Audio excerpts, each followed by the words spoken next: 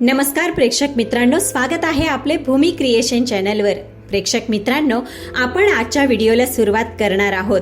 जर का तुम्हाला आजच्या व्हिडिओतील कहाणी आवडली तर व्हिडिओला लाईक अवश्य करा आणि त्या कहाणीबद्दलचे तुमचे मत कॉमेंटमध्ये मांडायला विसरू नका। चला तर आपण कहाणीला सुरुवात करूया। आजची कहाणी अशा एका स्त्रीची आहे जिला अशिक्षित म्हणून सतत हिणवले गेले, पण तीच शेवटी सर्वात मोठी ताकद ठरली। आई, प्लीज तुम्ही समोर बोलू नका। तुमची तुटक फुटक हिंदी आणि गावाकडची ती लय ऐकून लोक काय विचार करतील। डायनिंग टेबलवर बसलेल्या नीताचे हे शब्द उच्चारताच खोलीत अचानक शांतता पसरली। समोर बसलेल्या सासूबाई सुनैनाताई फक्त हलकेसे हसल्या आणि शांतपणे आपले ताट आवरून स्वयंपाकघरात निघून गेल्या। त्यांच्या चेहऱ्यावर वेदना होत्या, पण त्या गोष्टींची त्यांना सवय झाली होती, कारण नीताने त्यांना अशिक्षित म्हणत कमीपणा आणण्याची ही पहिली वेळ नव्हती। नीता एका मोठ्या कॉर्पोरेट ऑफिसमध्ये काम करत होती। तिच्यासाठी इंग्रजी ही फक्त भाषा नव्हती, तर अभिमानाचा विषय होता। तिला वाटायचे की गावात वाढलेल्या तिच्या सासूबाईंना जगाची काही समज नाही। घरात जेव्हाही कोणी पाहुणे येत तेव्हा नीता प्रयत्न करायची की सासूबाई जास्त समोर येऊ नयेत। तिला भीती वाटायची की त्यांच्या साधेपणामुळे आणि ग्रामीण शैलीमुळे तिची समाजातील प्रतिमा खराब होईल। पण त्या दिवशी काहीतरी असे घडणार होते ज्यामुळे या घराचा पाया देखील हादरणार होता। पुढच्या आठवड्यात नीताचा नवरा दिनेशच्या कंपनीचे परदेशी क्लायंट पहिल्यांदाच त्यांच्या घरी येणार होते। कोट्यावधींचा व्यवहार पणाला लागलेला होता। संपूर्ण घरात तयारी सुरू होती। नीता वारंवार एकच गोष्ट सांगत होती, आई, त्या दिवशी तुम्ही तुमच्या खोलीतच राहा, बाहेर येण्याची गरज नाही। सुनैनाताई फक्त एवढेच म्हणाल्या, ठीक आहे बाळा, तुला जे योग्य वाटेल ते। पण त्याच रात्री सगळेजण झोपल्यानंतर सुनैनाताई त्यांच्या जुन्या लाकडी पेटीतून एक पिवळसर झालेली डायरी काढून बराच वेळ तिच्याकडे पाहत राहिल्या। त्या डायरीत काही इंग्रजी नोट्स होत्या, परदेशी पत्त्यांची जुनी पत्रे होती आणि एक छायाचित्र होते, ज्यात त्या एखाद्या परदेशी मंचावर उभ्या राहून हसत होत्या। शेवटी कोण होत्या सुनैनाताई? खरेच त्या फक्त एक साधी गावातील स्त्री होत्या का, की त्यांच्या भूतकाळात असे काही गुपित दडले होते जे समजल्यावर नीताचे संपूर्ण जग बदलणार होते?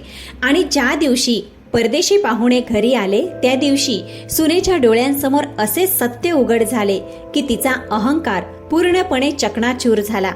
प्रेक्षक मित्रांनो, तुम्ही ही कथा कुठून, कोणत्या शहरातून पाहत आहात कृपया कॉमेंट बॉक्समध्ये लिहायला विसरू नका। त्या दिवशी सकाळचे 7 वाजले होते। घराच्या अंगणात तुळशीजवळ अगरबत्तीचा मंद सुगंध पसरला होता।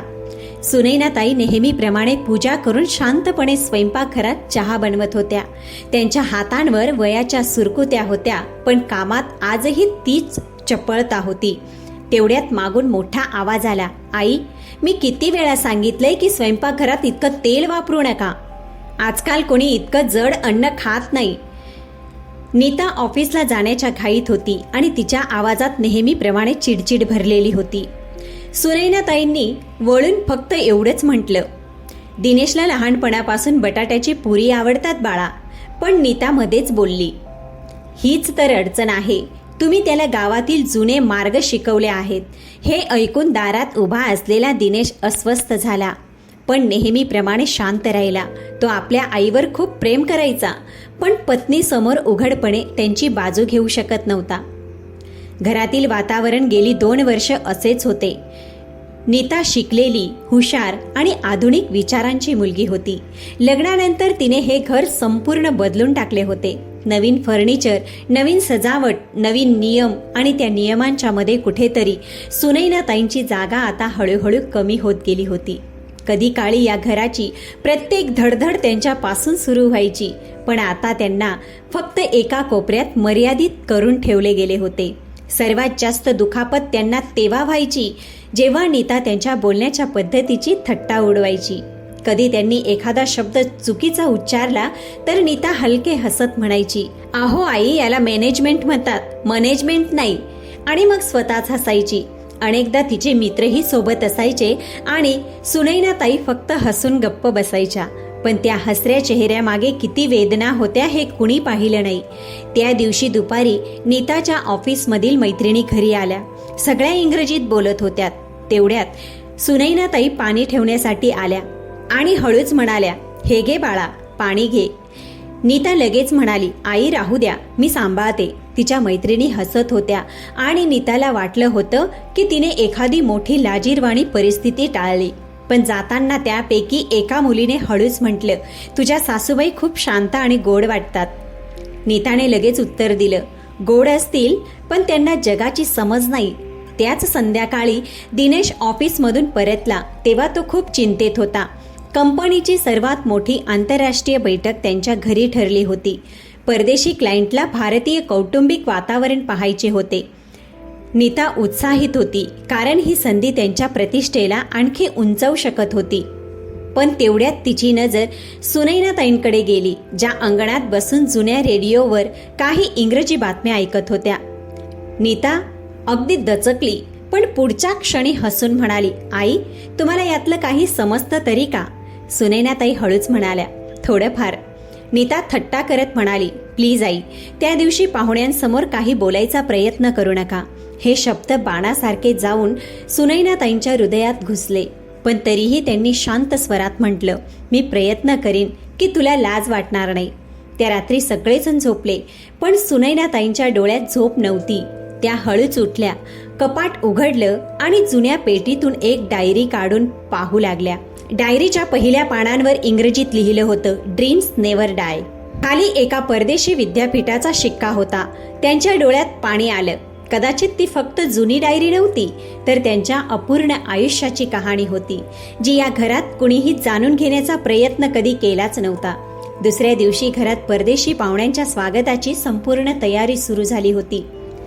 नीता सकाळपासूनच इंटेरियर, क्रॉकरी आणि मेनूबद्दल चिंतेत होती. तिने संपूर्ण घर एखाद्या हॉटेलसारखं सजवायचं ठरवलं होतं. प्रत्येक गोष्टीवर तिचं नियंत्रण होतं.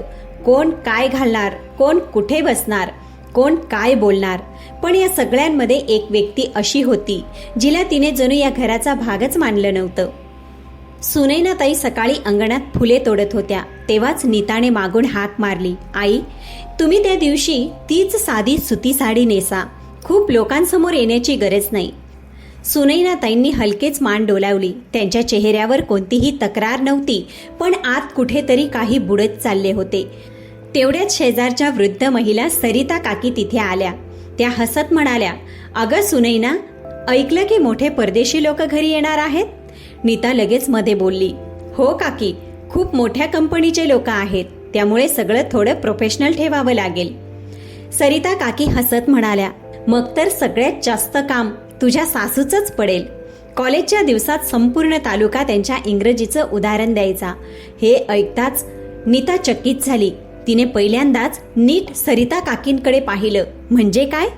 काकी अजून काही बोलल्या असत्या त्याआधी सुनैनाताईंनी हळूच विषय बदलला. अगं राहू दे, जुन्या गोष्टी कशाला काढायच्या? पण नीताच्या मनात पहिल्यांदाच प्रश्न निर्माण झाला. रात्री सगळे झोपल्यानंतर नीता पाणी घेण्यासाठी स्वयंपाकघरात गेली तेव्हा तिला स्टोअररूम मधून हलका प्रकाश दिसला.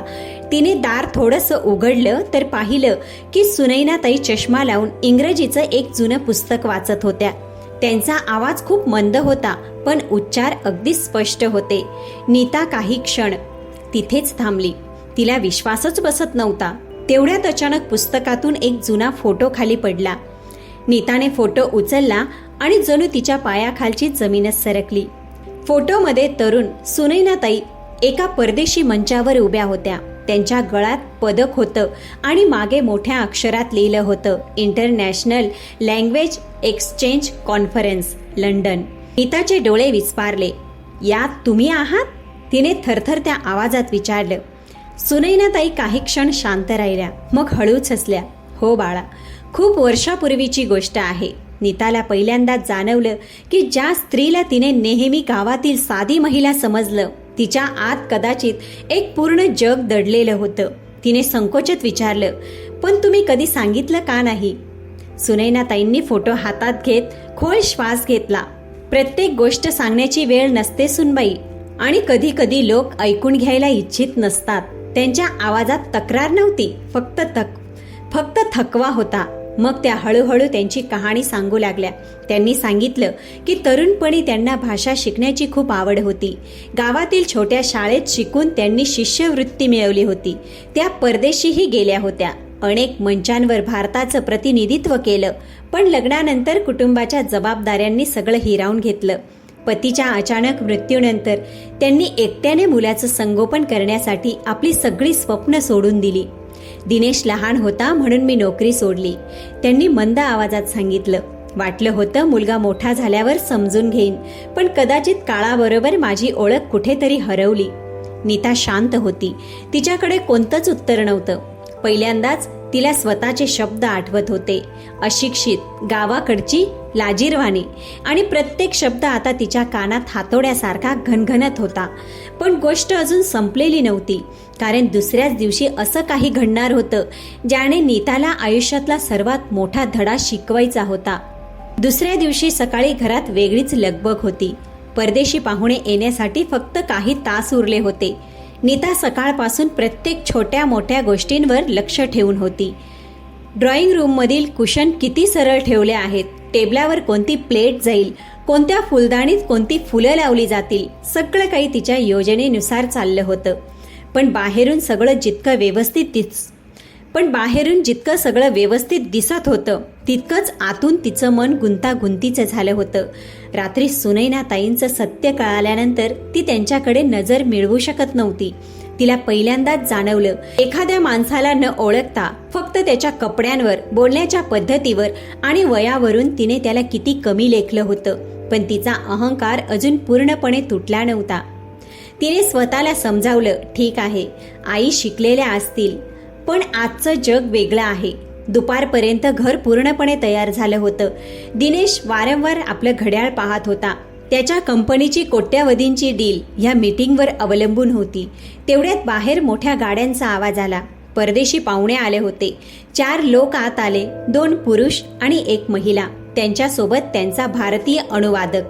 नीताने आत्मविश्वासाने त्यांचं स्वागत केलं. सुरुवातीला सगळं व्यवस्थित चाललं होतं. इंग्रजीत संवाद होत होता. कॉफी सर्व केली जात होती. दिनेश आपलं प्रेझेंटेशन दाखवत होता. तेवढ्यात अचानक परदेशी महिला पाहुणी एलेनाची नजर भिंतीवर टांगलेल्या एका जुन्या चित्रावर गेली. ती हसत म्हणाली, "this painting looks traditional. Who made it?" Dinesh आणि नीता दोघेही काही सेकंद शांत राहिले, कारण त्यांना स्वतःलाच माहीत नव्हतं. तेवढ्यात मागून मंद आवाज आला, "it was painted by my late husband almost 30 years ago." सगळ्यांच्या नजरा वळल्या. दारात सुनैनाताई उभ्या होत्या. साधी सुती साडी, कोणताही दिखावा नाही, पण चेहऱ्यावर एक वेगळाच आत्मविश्वास. नीताचं हृदय अचानक जोरात धडधडू लागलं. तिला भीती होती की कुठे काही चूक होऊ नये. पण पुढच्याच क्षणी जे घडलं त्याने संपूर्ण खोलीचं वातावरण बदललं. एलेना हसली आणि त्यांच्याशी इंग्रजीत बोलू लागली. सुनैनाताईंनी कोणताही संकोच न करता इतक्याच सहज इंग्रजीत उत्तरं दिली. त्यांचा उच्चार इतका स्पष्ट होता की अनुवादकही काही क्षणासाठी चकित झाला. संवाद हळूहळू भारतीय कला, गावाची संस्कृती आणि कुटुंबाच्या मूल्यांपर्यंत पोहोचला.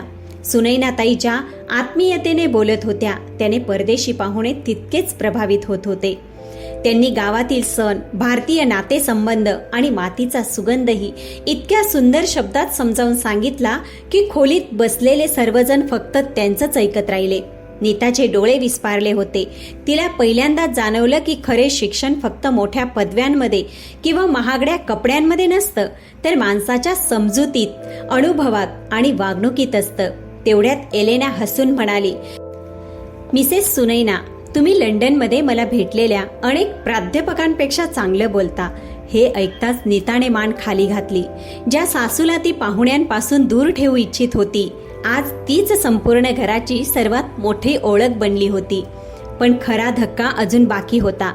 संभाषणादरम्यान परदेशी पाहुण्यांनी कंपनीच्या एका कायदेशीर कागदपत्राबद्दल प्रश्न विचारला. भाषांतरकार त्यांना ते नीट समजावून सांगू शकत नव्हता. दिनेश चिंतित पडला. प्रकरण बिघडू शकत होते. तेव्हाच सुनैनाताईंनी हळूच ती फाईल हातात घेतली आणि अत्यंत शांतपणे इंग्रजीत तिची संपूर्ण अट समजावून सांगितली. खोलीत शांतता पसरली. परदेशी टीम लगेच समाधानी झाली. थोड्याच वेळात करार अंतिम झाला. दिनेशच्या डोळ्यात आनंद होता. त्याने पहिल्यांदाच अभिमानाने आपल्या आईकडे पाहिले. पण नीता मात्र आतून पूर्णपणे तुटली होती. तिला तिचा प्रत्येक टोमणा, प्रत्येक चेष्टा आणि प्रत्येक तो क्षण आठवत होता जेव्हा तिने सुनैनाताईंना फक्त त्यांच्या साधेपणामुळे कमी लेखले होते. बैठक संपल्यानंतर परदेशी पाहुणे निघताना म्हणाले, your mother is the soul of this house. हे शब्द थेट नीताच्या मनात उतरले. कारण पहिल्यांदाच तिला जाणवले की ज्या स्त्रीला तिने नेहमी मागे ठेवले तीच या घराची सर्वात मोठी ताकद होती. परदेशी पाहुणे गेल्यानंतर घरात एक विचित्र शांतता पसरली होती. काही तासांपूर्वी ज्या ड्रॉइंग रूममध्ये इंग्रजी संभाषण आणि हशा घुमत होता, तिथे आता फक्त घड्याळाची टिकटिक ऐकू येत होती. दिनेश वारंवार आनंदाने आपल्या आईकडे पाहत होता. त्याच्या कंपनीची सर्वात मोठी डील यशस्वी झाली होती आणि त्यामागे कारण होत्या सुनैनाताई. पण नीताच्या मनात जणू वादळ सुरू होते. ती स्वयंपाकघरात गेली आणि पाण्याचा ग्लास उचलला, पण तिचे हात इतके थरथरत होते की अर्धे पाणी जमिनीवर सांडले. तिच्या डोळ्यांसमोर पुन्हा पुन्हा तोच प्रसंग फिरत होता. परदेशी पाहुण्यांनी सासूची केलेली स्तुती, भाषांतरकाराचे गप्प होणे आणि तिचे स्वतःचे मान खाली घालणे. तिला पहिल्यांदाच समजत होते की माणसाची खरी किंमत कपडे, बोलण्याची शैली किंवा आधुनिक दिखाव्यामुळे ठरत नाही. पण या जाणीवेसोबत तिच्या मनात आणखी एक गोष्ट जन्म घेत होती, लाज, खोल टोचणारी लाज. रात्री जेवण वाढले गेले. नेहमीप्रमाणे सुनैनाताई सर्वात शेवटी बसल्या. त्यांनी सहजपणे विचारले, दिनेश, बाळा, पाहुण्यांना जेवण आवडलं का रे? दिनेश हसला. आई, आज सगळं तुमच्यामुळे झालं. नीता शांत होती. तिची त्यांच्याकडे पाहण्याची सुद्धा हिंमत होत नव्हती. तेव्हाच सुनैनाताईंनी तिच्या ताटात भाजी वाढत अतिशय प्रेमळ आवाजात म्हटले, सुनबाई, तुम्ही सगळी तयारी खूप छान केली होती. हे ऐकताच नीताच्या डोळ्यात पाणी आलं. ज्या स्त्रीला तिने अनेक वर्ष टोमणे मारली, तीच आज तिला सन्मान देत होती. तिच्या मनावरील ओझे अचानक इतके जड झाले की ती स्वतःला रोखू शकली नाही. तिने थरथरणाऱ्या हातांनी ताट खाली ठेवले आणि पहिल्यांदाच सासू समोर रडू लागली. आई, मी तुमच्याशी खूप चुकीचे वागले. तिचा आवाज तुटत होता. तुम्हाला समजून न घेता मी किती काही बोलले. मला वाटत होते की गावात राहणाऱ्या स्त्रियांना जगाची समज नसते, पण आज समजले की खरी समज म्हणजे काय. दिनेश आणि सुनैनाताई दोघेही शांत होते. नीता रडत त्यांच्या पायाशी बसली होती. मला माफ करा, मी तुम्हाला नेहमी लाजीरवाणी गोष्ट समजले, पण तुम्ही तर या घराचा अभिमान निघालात. खोलीत काही क्षण शांतता पसरली. मग सुनैनाताईंनी हळूच तिचे डोके उचलले. त्यांच्या डोळ्यात अश्रू होते, पण चेहऱ्यावर तीच जुनी माया. त्यांनी शांत आवाजात म्हटले, चूक माणसाकडूनच होते बाळा, पण प्रत्येकाला स्वतःची चूक समजत नाही. तुला समजली हीच खूप मोठी गोष्ट आहे. नीता हुंदके देत रडत होती.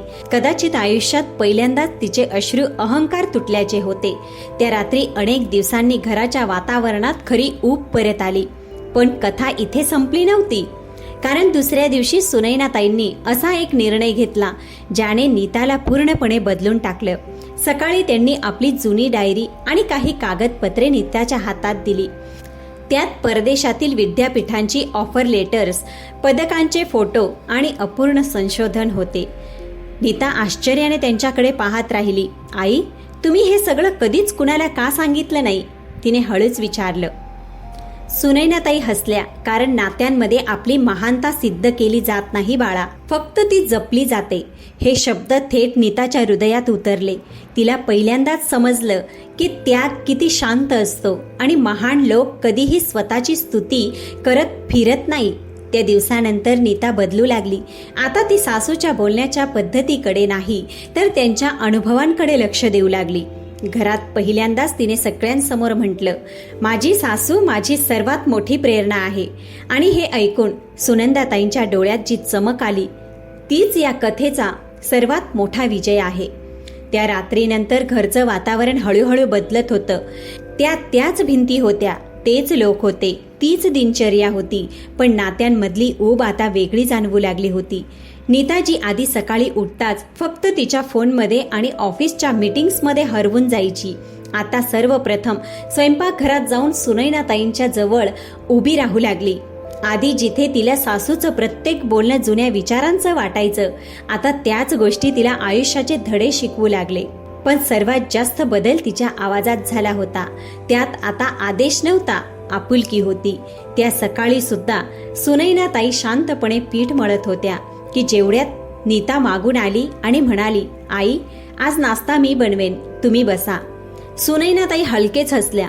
तुला ऑफिसला उशीर होईल बाळा. पण नीताने पहिल्यांदाच त्यांचा हात धरला. 2 मिनिटे जर आपल्या माणसांसाठी थांबलं तर आयुष्यात कधीच उशीर होत नाही. हे ऐकून सुनैनाताईंचे डोळे पाणावले. कदाचित अनेक वर्षानंतर कुणीतरी त्यांना फक्त जबाबदारी म्हणून नव्हे तर आपली व्यक्ती म्हणून स्पर्श केला होता. हळूहळू नीताने घरातील अनेक जुन्या गोष्टींकडे नव्या दृष्टिकोनातून पाहायला सुरुवात केली. अंगणात ठेवलेला जुना रेडिओ, ज्याला ती भंगार समजत होती, आता तिला खास वाटू लागलं. कारण त्याच रेडिओवर बसून कधी काळी सुनैनाताई इंग्रजी बातम्या ऐकत असत. ती जुनी डायरी, जिला तिने आधी निरुपयोगी कागद समजलं होतं, आता तिला एखाद्या खजिन्यासारखं वाटू लागलं. एके दिवशी ऑफिसमधून परतत असताना नीता एक सुंदर बॅग घेऊन आली. तिने ती बॅग सुनैनाताईंसमोर ठेवत म्हटलं, आई, ही उघडा. आत एक नवीन लॅपटॉप होता. सुनैनाताई आश्चर्यचकित झाल्या. हा माझ्यासाठी? नीता हसली. हो, तुम्ही तुमची स्वप्न आमच्यासाठी सोडली होती, आता ती तुम्ही पुन्हा सुरू करा. सुनैनाताई काही क्षण स्क्रीनकडे पाहत राहिल्या. त्यांच्या बोटांना हलका कंप सुटला होता.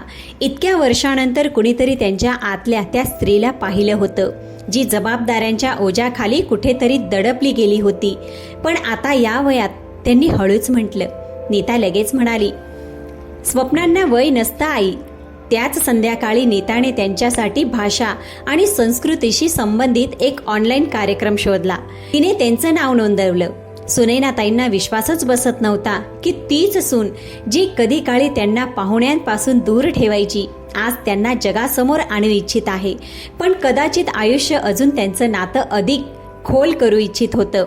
काही दिवसांनी नीताच्या ऑफिसमध्ये एक मोठा सांस्कृतिक कार्यक्रम आयोजित झाला. विविध देशातील लोक येणार होते. अचानक कार्यक्रमाच्या सूत्रसंचालकाने नकार दिला आणि कंपनीत गोंधळ उडाला. नीता खूप चिंतेत होती. तेव्हाच तिच्या मनात एक विचार आला.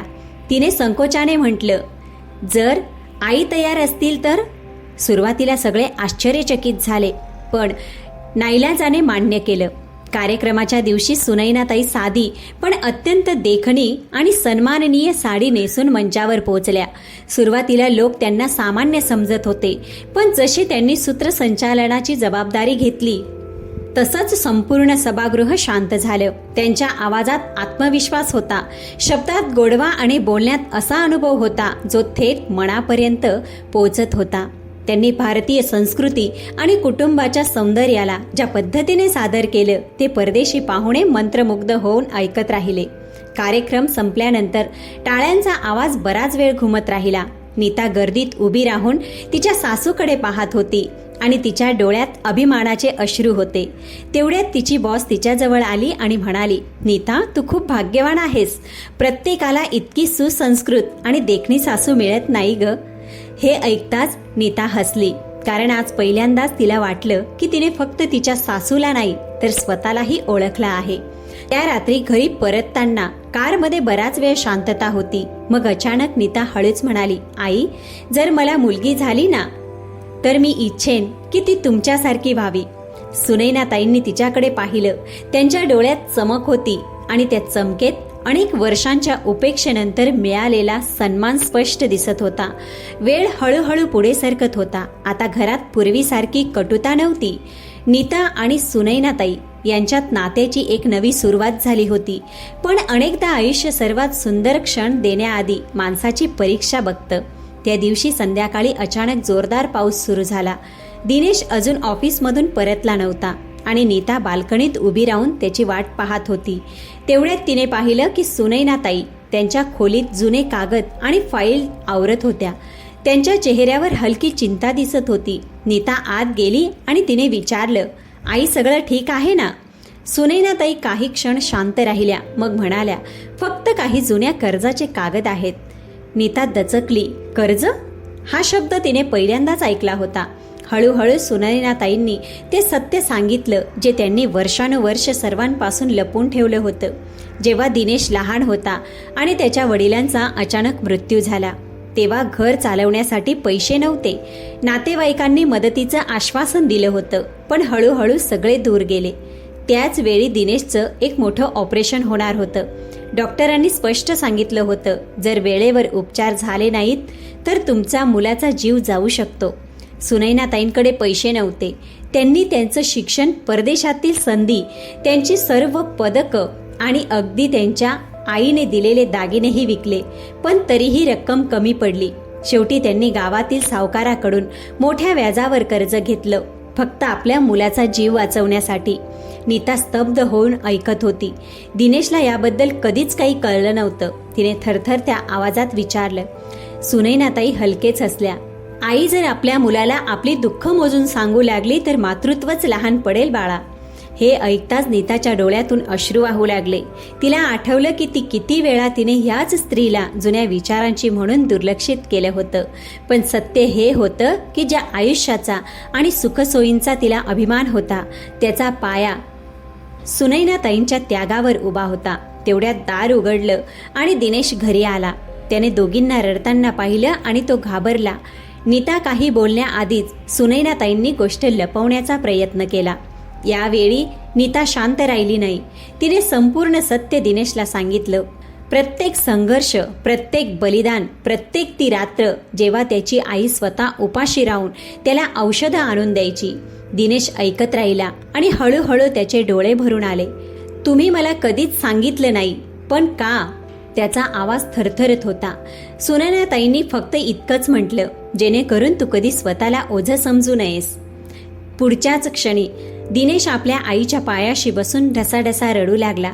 कदाचित पहिल्यांदाच त्याला जाणवलं की त्याचं यश फक्त त्याच्या मेहनतीचं नव्हतं, त्यामागे त्याच्या आईचं संपूर्ण आयुष्य दडलं होतं. त्या रात्री घरात कुणालाच नीट झोप लागली नाही. पण त्याच रात्री आणखी एक निर्णय झाला. दुसऱ्या दिवशी सकाळी दिनेश बँकेत गेला आणि सर्वात आधी त्याने आपल्या आईचं जुनं कर्ज पूर्णपणे फेडलं. जेव्हा तो पावती घेऊन घरी परतला तेव्हा त्याने ते कागद सुनैनाताईंच्या हातात ठेवले. आता तुमच्या आयुष्यावर कोणतंही ओझं राहणार नाही आई, तो ओलसर डोळ्यांनी म्हणाला. सुनैनाताई काही क्षण ती पावती पाहत राहिल्या. मग त्याच्या डोळ्यातून अश्रू वाहू लागले. हा फक्त कर्ज संपल्याचा क्षण नव्हता, हा त्या आईच्या अनेक वर्षाच्या वेदना संपल्याचा क्षण होता, जिने कोणतीही तक्रार न करता सगळं सहन केलं होतं. नीता दूर उभी राहून हे सगळं पाहत होती. तिने मनोमन ठरवलं होतं की आता या घरात सुनैनाताई फक्त दिनेशची आई राहणार नाहीत, तर या घराची सर्वात मोठी ओळख बनतील. सुनैनाताईंचं जुनं कर्ज फिटल्यानंतर जणू घरातील हवाच बदलली होती. अनेक वर्षापासून त्यांच्या डोळ्यामागे शांतपणे साचलेलं दुःख आता हळूहळू हलकं होऊ लागलं होतं. आधी त्या घरातलं प्रत्येक काम आवाज न करता करत असत, जणू त्यांची उपस्थिती कुणावरही ओझं बनू नये. पण आता प्रथमच त्यांना जाणवू लागले होते की या घरात त्यांचे स्थान फक्त स्वयंपाकघरापुरते मर्यादित नाही. नीताचे वागणे पूर्णपणे बदलले होते. जी सून कधी काळी पाहुण्यांसमोर त्यांना येण्यापासून थांबवायची, तीच आता सर्वत्र अभिमानाने त्यांची ओळख करून द्यायची. त्या रविवारी दिनेशच्या ऑफिसमधली काही लोक जेवणासाठी घरी येणार होते. पूर्वीप्रमाणे नीताने सर्व तयारी केली, पण यावेळी तिने सर्वात आधी काम केले ते म्हणजे आपल्या सासूच्या आवडीची हलकी गुलाबी साडी काढून त्यांच्या पलंगावर ठेवली. सुनैनाताईंनी आश्चर्याने विचारले, ही माझ्यासाठी? नीता हसली. हो आई, आज तुम्ही आमच्या सोबतच बसणार आहात आणि सगळ्यात जास्त गप्पाही तुम्हीच मारणार आहात. हे ऐकता सुनंदाताईंचे डोळे पाणावले. त्यांना कदाचित विश्वासच बसत नव्हता की तीच सून जी कधी काळी त्यांना पडद्यामागे ठेवू इच्छित होती, तीच आज त्यांना सर्वात पुढे बसवू इच्छिते. संध्याकाळी पाहुणे आले. गप्पा सुरू झाल्या. सुरुवातीला थोडे औपचारिक बोलणे झाले, मग हळूहळू वातावरण मोकळे झाले. तेव्हाच दिनेशच्या एका वरिष्ठ अधिकाऱ्याने सुनैनाताईंना विचारले, मॅडम, तुम्ही इतके चांगले इंग्रजी कुठे शिकलात? त्यावेळी खोलीत शांतता पसरली. नीता हसली आणि म्हणाली, सर, यांनी फक्त भाषा शिकली नाही, यांनी स्वतःची स्वप्ने बाजूला ठेवून संपूर्ण कुटुंब उभे केले आहे. हे ऐकताच सुनैनाताईंनी लगेच विषय बदलण्याचा प्रयत्न केला. पण प्रथम नीताने त्यांना थांबवले. तिने सर्वांसमोर त्यांच्या जुन्या कामगिरीबद्दल सांगितले. परदेशी परिषद, शिष्यवृत्ती, संशोधन आणि त्याग. खोलीत बसलेले लोक आश्चर्याने सुनैनाताईंना पाहू लागले. पण सर्वात जास्त आश्चर्यचकित स्वतः सुनैनाताईच होत्या. कारण प्रथमच कोणी त्यांच्या त्यागाला कथा म्हणून नव्हे तर सन्मान म्हणून सांगत होतं. त्याच दरम्यान दिनेशचा वरिष्ठ अधिकारी म्हणाला, मॅडम, आमची कंपनी पुढच्या महिन्यात एक आंतरराष्ट्रीय सांस्कृतिक कार्यक्रम आयोजित करत आहे. तुम्हाला इच्छा असेल तर आम्हाला तुमच्या अनुभवाची खूप गरज आहे. सुनैनाताईंनी लगेच नकार देण्याचा प्रयत्न केला. आता या वयात? पण नीताने त्यांचा हात धरला. वय नाही आई, धैर्य थांबते आणि तुमचे धैर्य अजून संपलेले नाही. त्या रात्री सुनैनाताई बराच वेळ बाल्कनीत बसून राहिल्या. हलका वारा वाहत होता. त्यांची नजर आकाशाकडे होती. पण डोळ्यांसमोर अनेक वर्षापूर्वीच्या आठवणी फिरत होत्या. कधी काळी हीच स्वप्ने त्यांनी स्वतःसाठी पाहिली होती. मग आयुष्याच्या जबाबदाऱ्यांनी त्यांना इतके वेढले की त्यांनी स्वतःलाच मागे सोडलं. पण आज इतक्या वर्षानंतर जणू आयुष्य पुन्हा त्यांच्या दारावर टकटक करत होते. पुढील काही दिवसात नीताने त्यांच्या प्रत्येक तयारीत साथ दिली. जुने नोट्स व्यवस्थित केले, लॅपटॉप चालवायला शिकवले, प्रेझेंटेशन तयार करण्यात मदत केली. अनेकदा जेव्हा सुनैनाताई घाबरायच्या तेव्हा नीता म्हणायची, तुम्ही संपूर्ण आयुष्य सगळ्यांना सांभाळलं आहे, आता स्वतःलाही एक संधी द्या. हळूहळू दोघींचे नाते फक्त सासू सुनेचे राहिले नाही, त्यांच्यात आई मुलीसारखे आपले पण निर्माण झाले. एका संध्याकाळी सराव करताना अचानक सुनंदाताई थांबल्या. त्यांच्या डोळ्यात अश्रू होते. काय झालं आई? नीताने विचारलं. सुनैनाताईंनी थरथरत्या आवाजात सांगितलं, जर आज माझे पती जिवंत असते तर कदाचित खूप आनंदी झाले असते. नीताने काहीही न बोलता त्यांचा हात धरला. त्या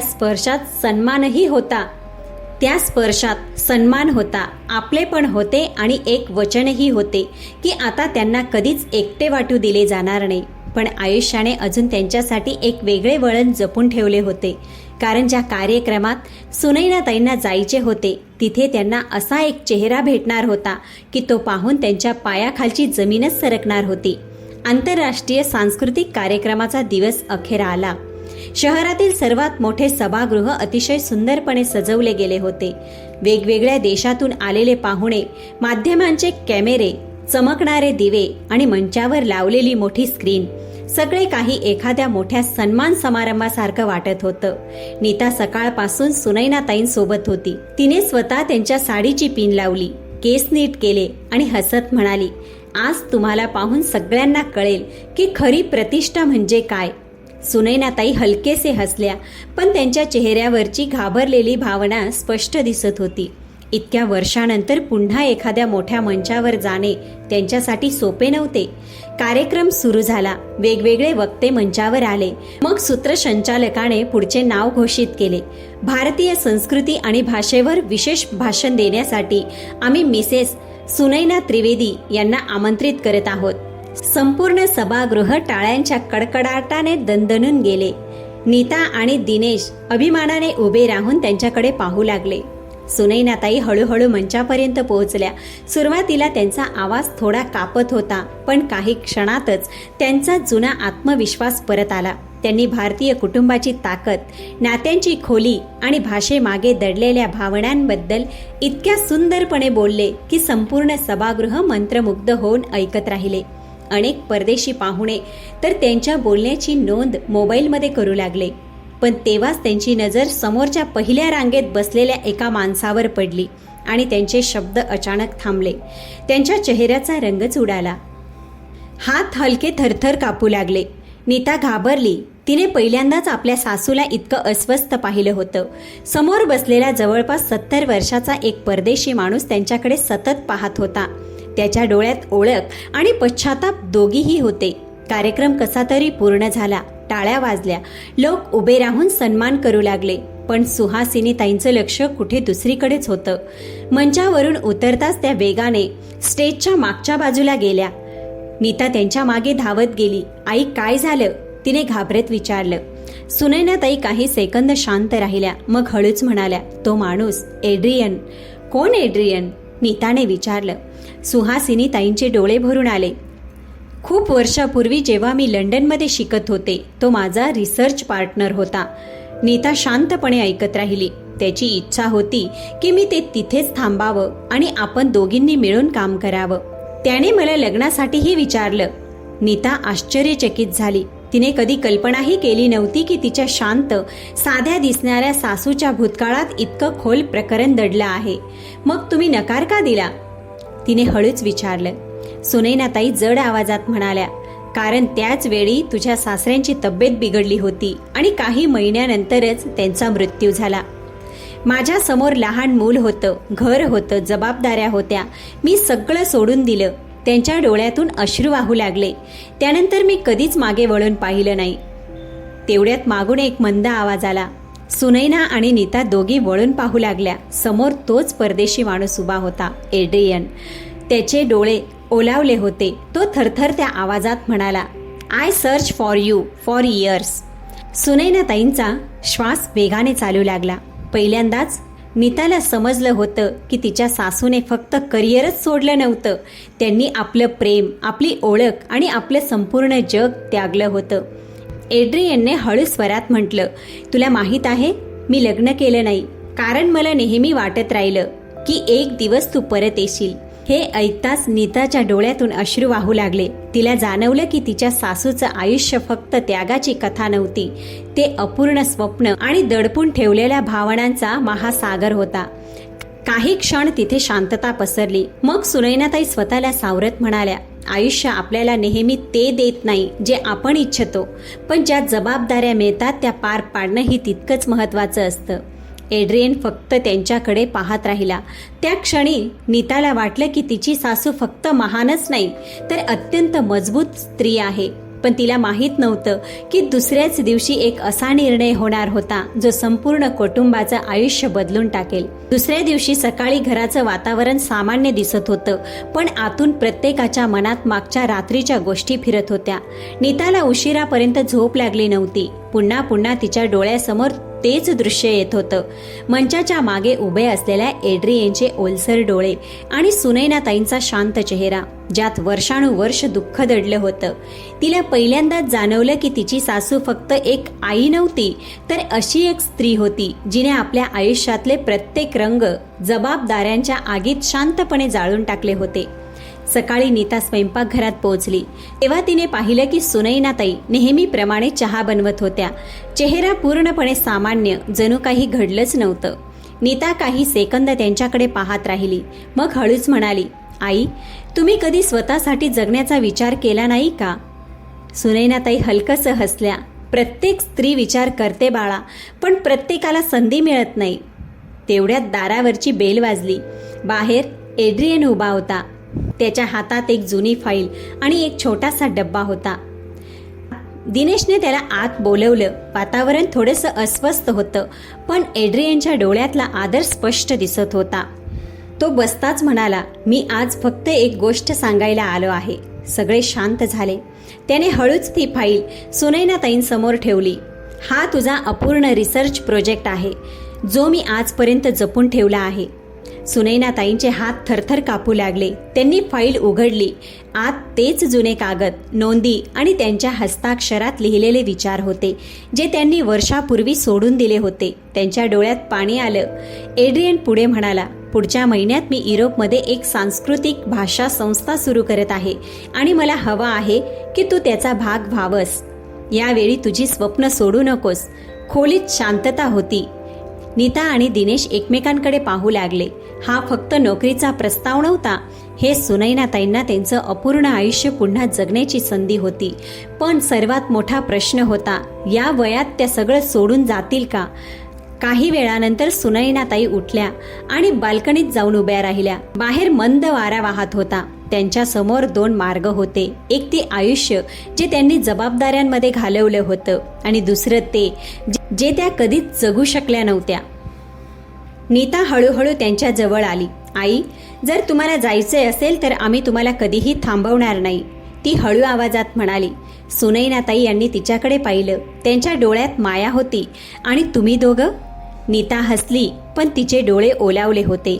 ज्या स्त्रीने संपूर्ण आयुष्य आमच्यासाठी स्वतःची स्वप्ने सोडली, तिच्यासाठी आम्ही एवढे सुद्धा करू शकत नाही का? तेवढ्यात मागून दिनेश आला. त्याने आईचा हात धरला. आई, लहानपणापासून तुम्ही मला उभं राहायला शिकवलं. आता तुमची वेळ आहे. हे ऐकताच सुनैनाताईच्या डोळ्यातून अश्रू वाहू लागले. कदाचित पहिल्यांदाच त्यांना जाणवले की त्यांचा त्याग व्यर्थ गेला नव्हता. पण पुढच्याच क्षणी त्यांनी असा निर्णय घेतला ज्याने सगळ्यांनाच आश्चर्यचकित केले. त्या हळूच म्हणाल्या, मी कुठेही जाणार नाही. नीता आणि दिनेश दोघेही आश्चर्यचकित झाले. पण का आई? नीता जवळजवळ रडू लागली. सुनैनाताई हसल्या. कारण आता मला माझी स्वप्ने एकटीने जगायची नाहीत. ज्या मुली जबाबदाऱ्यांमुळे आपली स्वप्ने सोडून देतात, त्यांना पुन्हा ती जगण्याची संधी मिळावी अशी माझी इच्छा आहे. सगळे शांतपणे ऐकत होते. त्या पुढे म्हणाल्या, मी इथे राहून एक भाषा आणि व्यक्तिमत्व केंद्र सुरू करीत इच्छिते, जिथे गावामधील आणि छोट्या शहरांमधील महिला मोफत शिकू शकतील, जेणेकरून कोणत्याही स्त्रीला फक्त परिस्थितीमुळे स्वतःला कमी समजावं लागू नये. नीताच्या डोळ्यातून अश्रू वाहू लागले. तिला पहिल्यांदाच समजले की काही लोक स्वतःसाठी नाही तर इतरांसाठीच जगतात. एड्रियनही हसत होता. कदाचित त्यालाही जाणवले होते की सुनैना आजही त्याच आहेत, ज्या स्वतःच्या दुःखापेक्षा इतरांच्या आशांना अधिक महत्त्व देतात. त्याच संध्याकाळी घराबाहेर पहिल्यांदाच एक नवीन फलक लावला गेला. सुनैना भाषा आणि व्यक्तिमत्व केंद्र. तो फलक पाहताना नीताला वाटले की आज तिच्या सासूबाईंनी केवळ स्वतःचेच नव्हे तर हजारो महिलांचे मस्तक उंचावले आहे. काही महिने उलटून गेले. आता त्या घराची ओळख केवळ दिनेशच्या नोकरीमुळे किंवा नीताच्या आधुनिक विचारांमुळे नव्हती, तर सुनैनाताईंचे ते छोटेसे केंद्र होते, जिथे सर्व वयोगटातील महिला शिकण्यासाठी येत होत्या. कोणी इंग्रजी बोलायला शिकत होते, कोणी मुलाखतीची तयारी करत होते, तर कोणी फक्त स्वतःमध्ये हरवलेला आत्मविश्वास परत मिळवण्यासाठी येत होते. सर्वात खास गोष्ट म्हणजे तिथे येणाऱ्या प्रत्येक महिलेला सुनंदाताई एकच गोष्ट सांगत असत. भाषा माणसाची किंमत ठरवत नाही, आत्मसन्मान ठरवतो. हळूहळू त्यांच्या केंद्राची संपूर्ण शहरात चर्चा होऊ लागली. अनेक वर्तमानपत्रांनी त्यांच्याबद्दल लिहिले. लोक त्यांना आदराने हाक मारू लागले. पण या सगळ्यात मोठा बदल नीतामध्ये झाला होता. आता ती सर्वत्र आपल्या सासूबाईंचा परिचय अभिमानाने करून देत असे. जी सून कधी काळी त्यांच्या आवाजामुळे लाजत होती, तीच आता त्यांचे प्रत्येक बोलणे रेकॉर्ड करून सोशल मीडियावर टाकत होती. एके दिवशी नीता आपल्या कार्यालयात होती. तिथे महिला सक्षमीकरणावर एक कार्यक्रम आयोजित केला गेला होता. अनेक यशस्वी महिलांना आमंत्रित केले गेले.